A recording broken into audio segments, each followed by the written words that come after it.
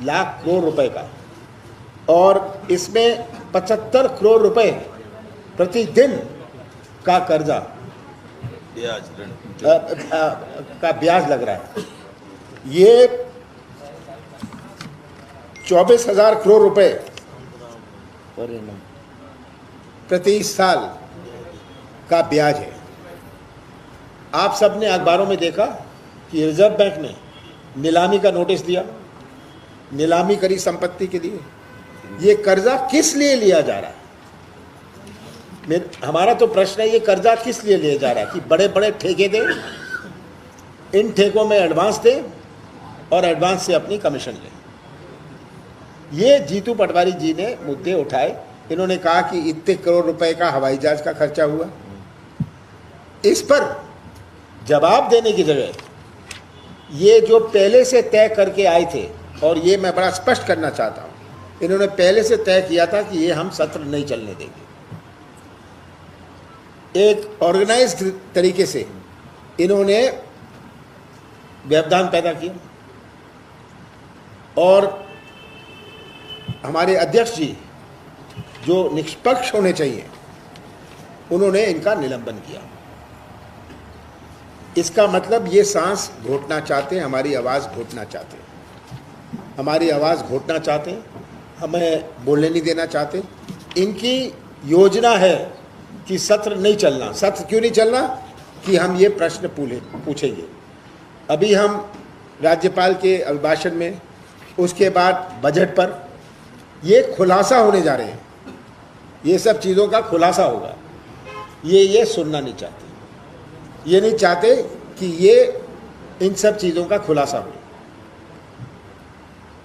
तो आज इसीलिए मध्य प्रदेश के लिए बहुत दुखद का दिन है, हमारे संविधान के लिए, हमारे प्रजातंत्र के लिए, कि ये एक सदस्य का निलंबन करना ये इशू नहीं है। आवाज़ घोटना ये इशू है कि आप कुछ बोलिए मत हमारे बारे में, हमारा कोई खुलासा मत करिए। ये इनका इशू है। और सत्र चले या नहीं चले, हमें इससे मतलब नहीं। बहाना ढूंढ रहे हैं कि सत्र को समाप्त करने के लिए। असली लक्ष्य इनका ये है। तो आज हमारे विधायक दल ने यह तय किया है कि हम अध्यक्ष के खिलाफ अविश्वास प्रस्ताव लाएंगे, और कल इस पर बहस हो जाए। लोकसभा और विभिन्न विधानसभाओं में उदाहरण है, कल इस पर खुले रूप से बहस हो जाए। ये हम कल अध्यक्ष के खिलाफ अविश्वास प्रस्ताव लाएंगे। दे दो माइक। हाँ आप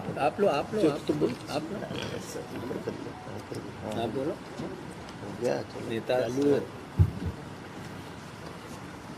अध्यक्ष महोदय पूरी तरह से भारतीय जनता पार्टी के दबाव में काम कर रहे हैं। आप लोग मीडिया के साथी भी वो मौजूद थे।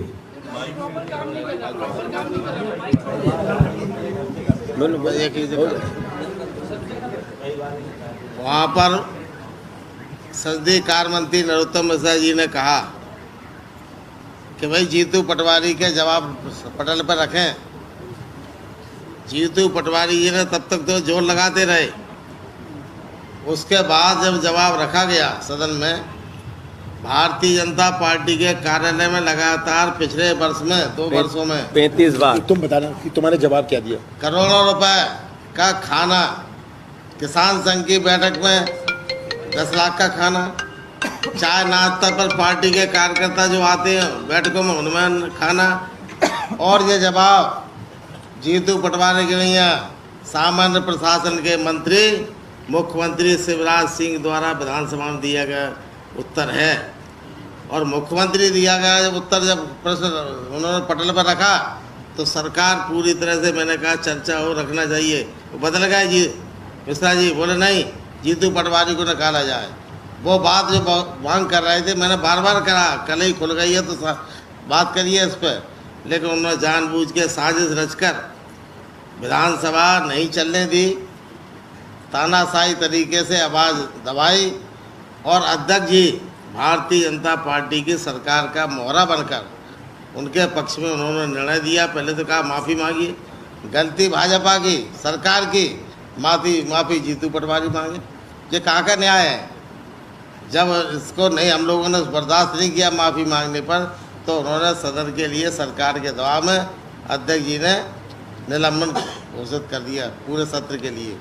इसके विरोध में हमारे माननीय विधायक दल ने, माननीय अध्यक्ष जी ने निर्णय लिया है कि हम अध्यक्ष महोदय के खिलाफ कल अविश्वास प्रस्ताव पेश करेंगे और चाहेंगे कि प्रस्ताव अध्यक्ष जी में अगर थोड़ी बहुत भी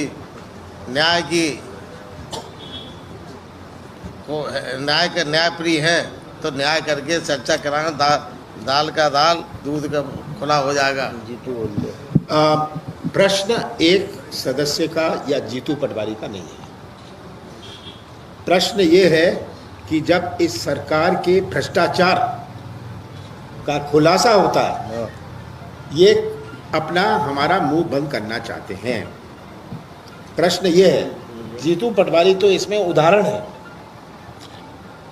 यही इसीलिए ये सत्र को समाप्त करना चाहते हैं।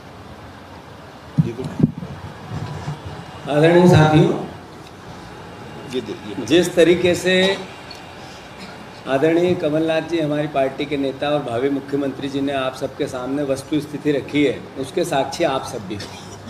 नेता प्रतिपक्ष जी ने विस्तार से आपको सारी बातें बताई।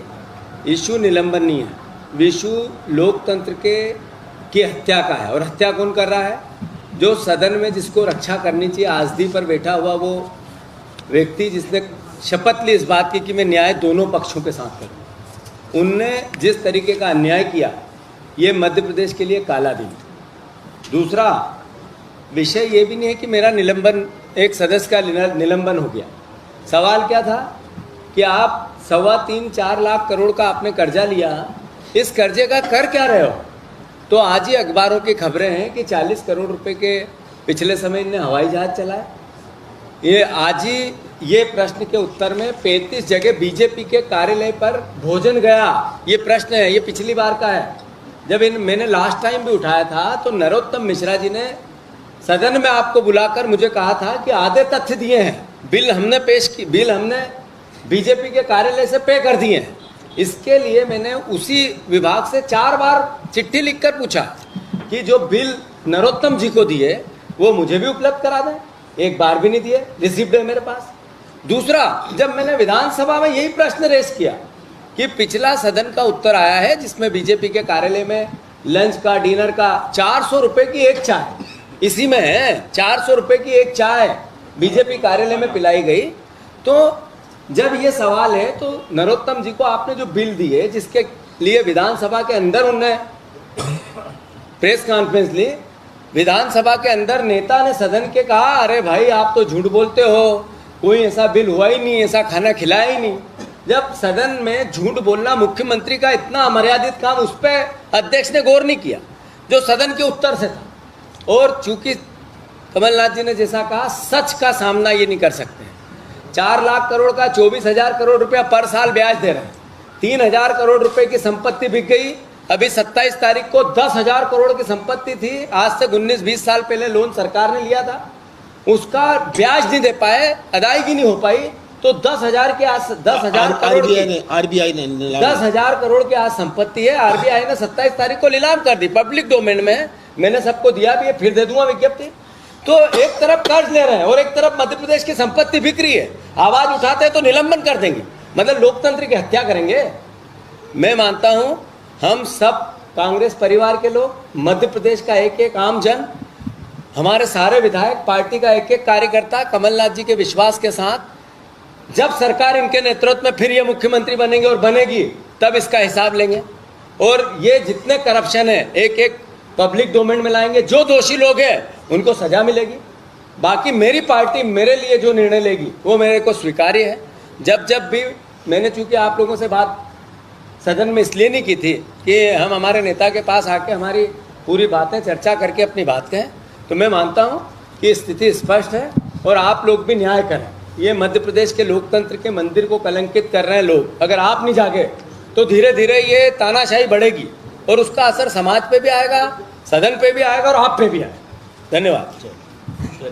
आज इनके पास भारतीय जनता पार्टी 6 महीने बचे हैं, 6-7 महीने बचे हैं चुनाव। इनके पास, जैसे मैं हमेशा कहता हूँ, पुलिस, पैसा और प्रशासन ही बचा है।